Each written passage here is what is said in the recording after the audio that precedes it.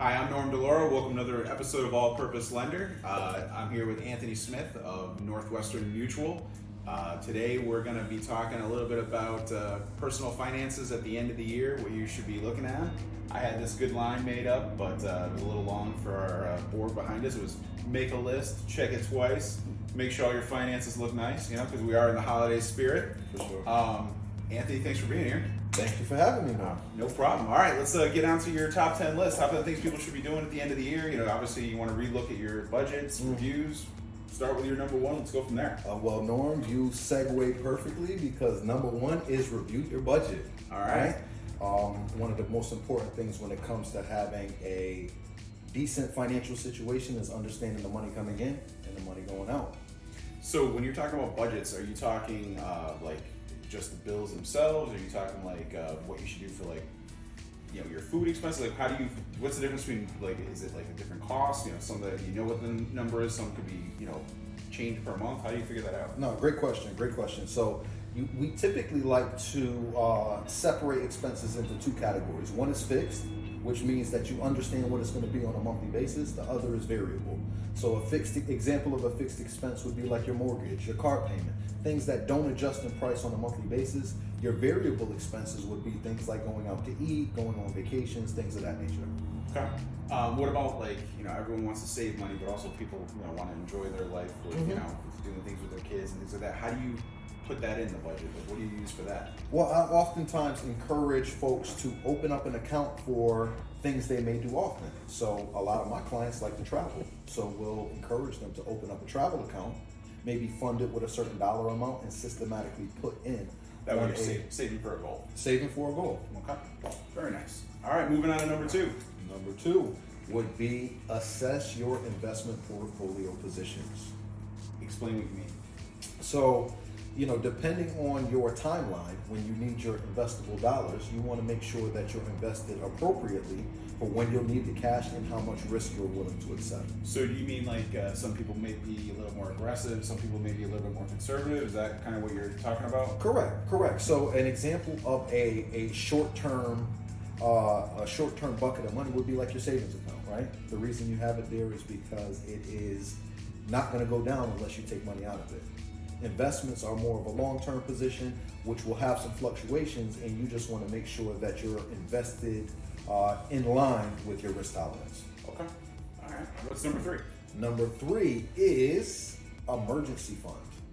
So, we tell our home buyers all the time to make sure they have some emergency fund, because when you're buying a house, you're never sure, anything can go at any point. Absolutely. If the water heater goes or something like that, and you got no cash for that, it's kind of a big problem. Absolutely. I mean, the term for 2023 that I've heard quite a bit is when life starts lifing, right? That's so, a good one. Emergency fund is really a multiple of your monthly budget, right? How much an emergency fund should somebody have?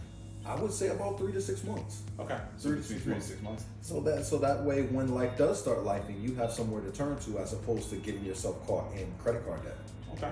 What's on your number 4 list? Number 4 would be tax planning. So tax planning, if I'm a W-2 employee, what am I planning for taxes? What are you talking about? Give me an example. Well, something that we see very commonly is contributions to like a retirement plan. Okay. Right? Many people take the deduction right now because they believe they'll be in a lower tax bracket in the future. There are things that they call Roth accounts, which will allow you to pay tax on the seed now and receive the harvest for tax-free. If I were to ask you, Norm, what do you think taxes will be 20 years from now, lower or higher? What would you say? I would go with higher. All right, so that's something that you always want to examine. Fair enough. All right, what do you got for number 5? Number 5 is review your insurance plans.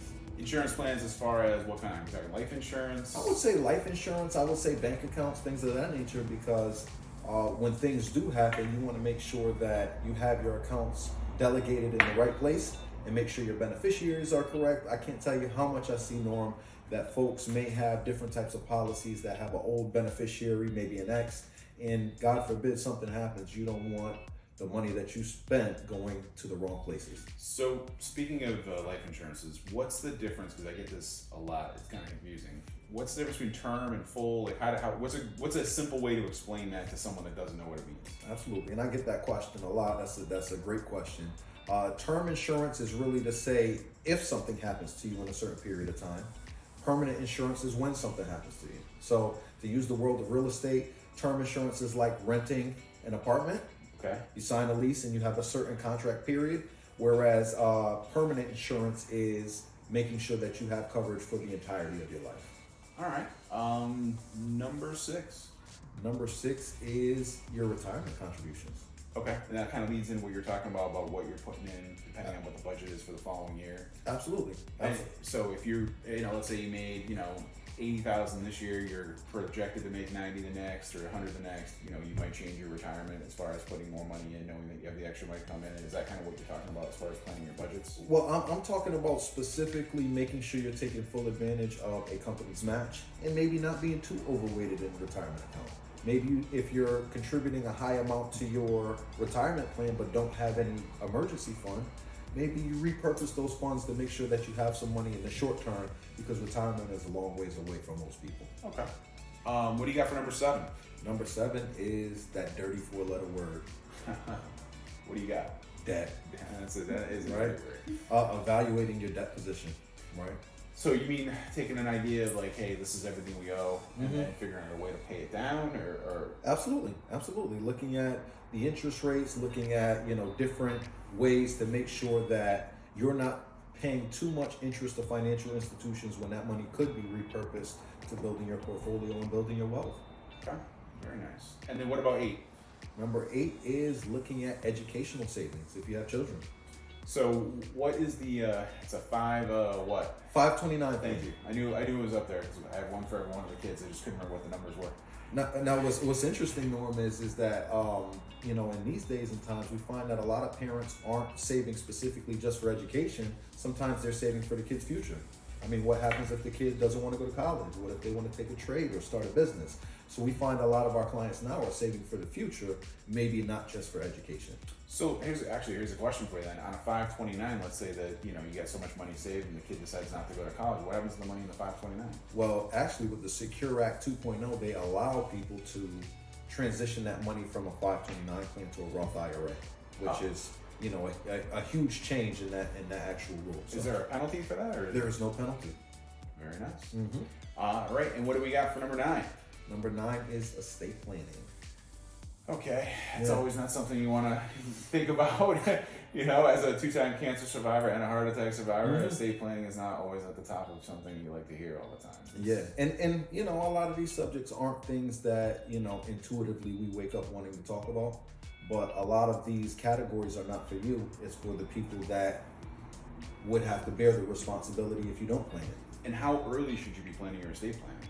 If you have children, if you have property, I mean, really as soon as you really hit adulthood, right? Like if something happened to you medically and you're not married, who's making a decision for you, right? Like this is adulting 101, right? That's back to adulting 2023. Yes. All right, and what do you got for the last one? What do you got for 10?